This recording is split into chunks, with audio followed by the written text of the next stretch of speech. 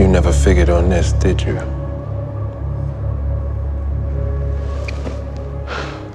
Live the life, leave the life, ain't no big thing. He used to talk that shit all the time and he believed it, you know what I'm saying? What's up, baby? Talk that shit now. You know, you're right. It's kind of hard to be in here right now. He scare you, don't he? I mean, you know, I'm just saying. He scares me. Yeah. Now, this is another one of my favorite moments by Avon Barksdale. And this episode, which is number 5 of season 1, was actually directed by Clark Johnson, a fellow Philadelphian who also plays Gus Haynes in season 5, the most honorable reporter at the Baltimore Sun, who also deserves his own video in due time. But he did a tremendous job with this scene, how he was able to emphasize Avon's mentality through the fate of his older brother, who's now left in a vegetative state due to getting shot in the head. But this incident does nothing to sway Avon away from the game, rather just revitalizing his conviction to be more cautious. This is the mindset of a man that expects to die in the game, but is not planning to at all. Avon plans to evade death by going past careful, as Weebay complained to him. But there's actually some wisdom in Avon's paranoia, which is why the epigraph of this episode is a little slow, a little late. See, if he dead, you know, I could carry it better. Coming up to where we did, you know, you kind of expect that. Waiting on it. See, the thing is, you only got to fuck up once. Be a little slow, be a little late, just once. Now, death is something that clearly haunts Avon, and it's his trauma that causes him to view the world from a playoff perspective. And not the NBA playoffs, but the NFL, where if you lose even one game, then everything's all over. So Avon approaches the game like a Tom Brady, whose best asset during the playoffs is not yards thrown or touchdown passes, but his ability to minimize penalties and inspire discipline. For it is this ability that impacts winning in the long term, even more so than points. But just like Tom, Avon fears that yellow flag, so he takes precautions that most people might find extreme. And in my opinion, this is what makes Avon smart. But what makes him wise is his acknowledgement that no man will be perfect, that even a consistent man will sometimes be a little slow, be a little late. And it's this reality that scares him to death. And how you ain't gonna never be slow, never be late? You can't plan for no shit like this, man. It's life.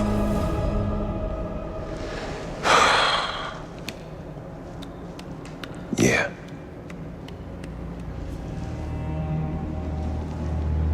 Scares me. Now, if I had to choose one quality that I admire most about Avon, it most likely would be the devotion that he has for his family. Partly because this is something that I struggled with growing up. I was much more closer to my friends than I was to my family. Back then, my perspective was, blood might be thicker than water, but blood is not thicker than mud, and it's my friends that's out here in the trenches with me. But to Avon, family was always the core value of his beliefs, which is an honorable thing to value. But family also has its burdens and its gray areas. I wish that Maester Aemon could have told Avon that love is the death of duty, especially for men like him that value blood over everything. See, Avon only viewed family as strength, which it can be, but here's a dark truth about the game, that by nature it is religious, and to prove our devotion for it, it demands that we contradict our previous beliefs. And like any faith, sometimes to test your conviction, a sacrifice is required, which might be somebody we love. And as a leader, love and duty is a recipe for contradictions. We will pardon our relatives for crimes that we punish other people severely for. How's D taking it? We're gonna do what needs to be done, man. You know what I'm saying? D need a little help every now and again, but You're not out of reach or nothing like that, right? nah, not like that. Sure. It's carrying a lot of weight for us, man. Straight family, man.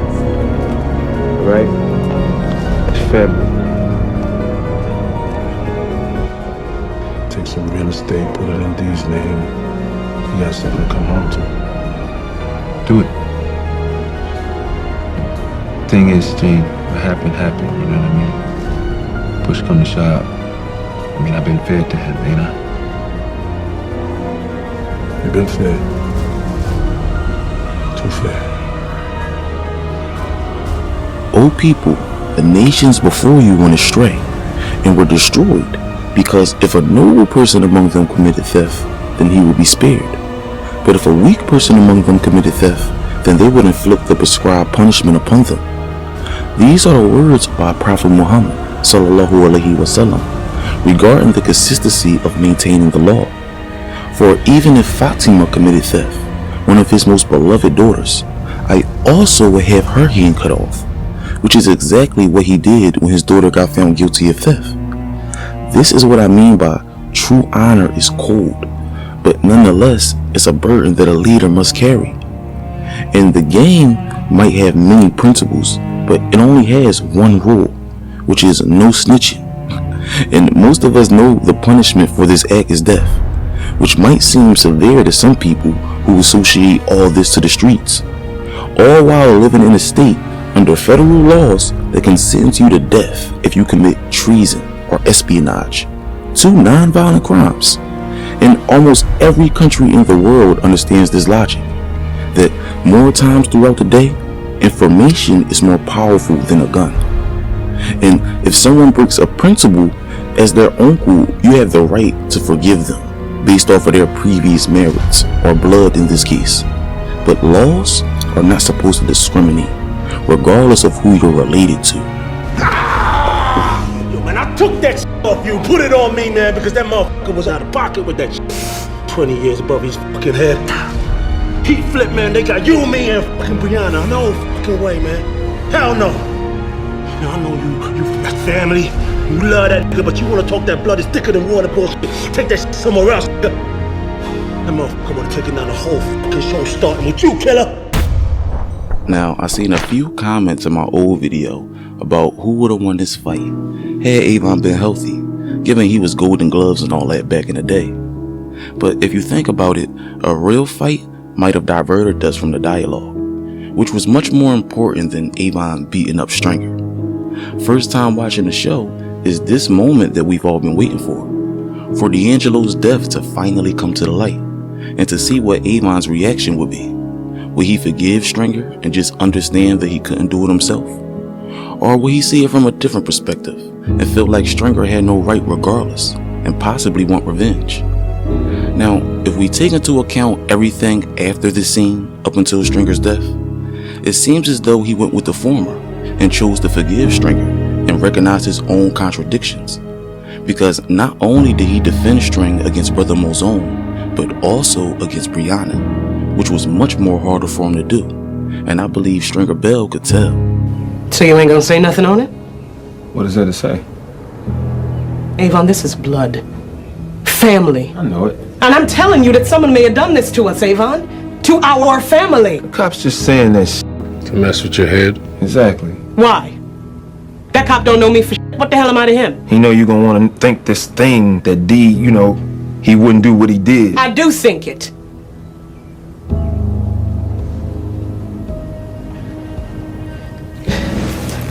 Was it some beef he had? Someone on the inside? That cop said it was someone who didn't want you to know. And so they made it look like it did. Nobody did nothing. But the cop said He's that... lying. He paid to lie. Now, for people who may not know, what Stringer Bell just said is partially true. The cops do in fact get paid to lie, especially when you consider it's perfectly legal for a detective to lie during an interrogation, along with a bunch of other psychological ploys they use to extract a confession. So don't assume that they're telling the truth simply because they're a cop. Because in the real world, even the good guys are not honest. But the irony that Stringer Bell said this is what caught my attention, because you would think that he gets paid to lie if anybody. But notice that just like Marlo, we have absolutely nothing on Stringer's family history. Partly because their mindset does not correspond with family ties and loyalty, which is why Stringer Bell thought it was their job to show D that he's family. How you said it? The apartment, car, money's all right? It's good. It's good. I know it's good. But you know what I'm talking about, right? We all got a job to do. Your job is to let D'Angelo know we're still family. It's important. Now, most of my Wire fans already know that D'Angelo was always more of a hustler, more than he was a soldier. Although the inception of the show was of him beating some unnecessary murder case, for killing some unnecessary person right in front of the project security booth, which was more so done out of fear, stupidity, an inability to make snap judgments, and an unwillingness to take an ass whooping as his uncle suggested. And it was evident from their very first scene together that D lacked a clear understanding of Avon. First assuming that just because he's a soldier that he would condone some needless murder, which is why D subtly thought that he would be praised rather than chastised for his emotional blunders. I'm saying it was him or me.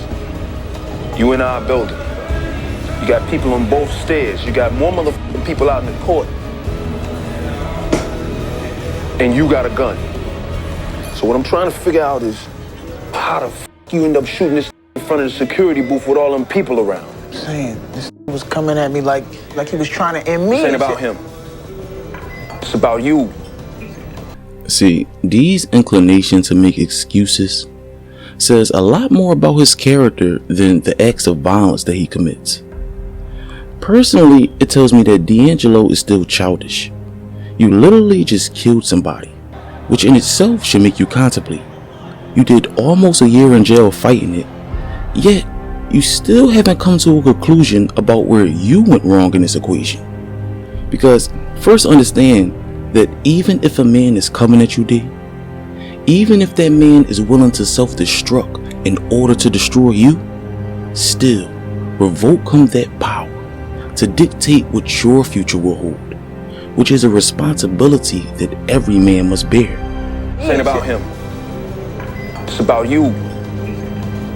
But still, D'Angelo was always one of my favorite characters on the show. And for most viewers, his mentality is much easier to digest, given that all that violent, macho talk was just a front. Because honestly, D felt trapped. D felt like being a soldier was expected of him, simply because of his last name. When in reality, his personality and his interests align much more with Stringer Bell, just as Avon's personality corresponded better with Bodhi's. Switching their apprentices around could have made the show more exciting, because I think that Bodhi thought much more like a Barksdale than D'Angelo. I guess he couldn't handle all them years, you know? It's a weak ass, you think about it. But ain't no reason to drag his name down no further, you know? But yo, man, D was just weak. I tried to crimp him along since he was a shorty. You see me, I tried to bring him up, man, bring him along. Yeah, you was good to him. You was real good to him. I was. Alright y'all, I'm sorry for the wait, and I'll try to be more expeditious with my next Wire video.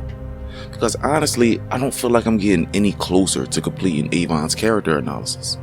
Because there's so many things to praise or criticize about his leadership. And hopefully, some of this stuff that I'm saying can be implemented and not just forgotten the moment that the video ends. But until next time, y'all, it's your boy Swartz. You here in a man's world. Like, comment, subscribe for me and all that. It's time for me to get out of here. Ow.